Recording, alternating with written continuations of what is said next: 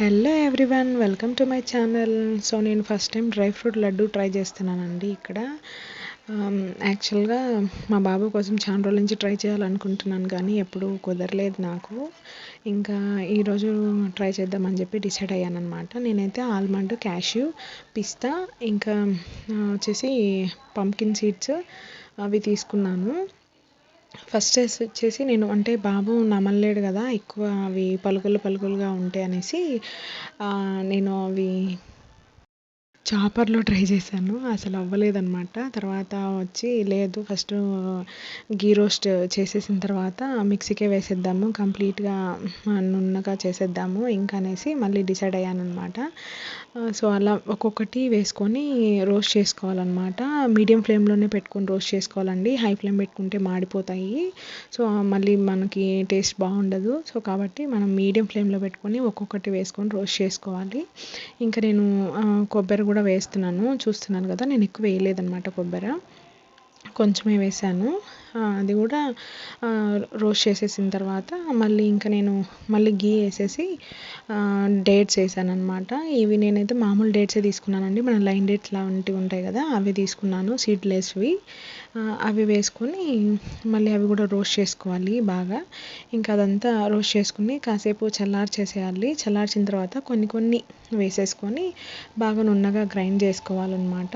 ఇంకా మీరు ఇందులో నేను మర్చిపోయాను అనమాట ఇలాచి వేయడము. నాకు అవి చాప్ చేయడానికి చాలా టైం పట్టింది. చాపర్ ఉంటే బాగుండేదన్నమాట.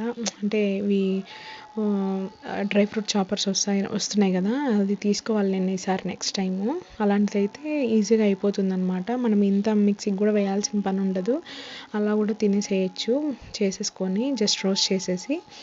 ఇంకా నా దగ్గర అది లేదు, ఇంకా అందుకనేసి కంప్లీట్గా పేస్ట్ మొత్తం పౌడర్ చేసేస్తున్నాను, బాబు తినడానికి ఈజీగా ఉంటుందని చెప్పేసి.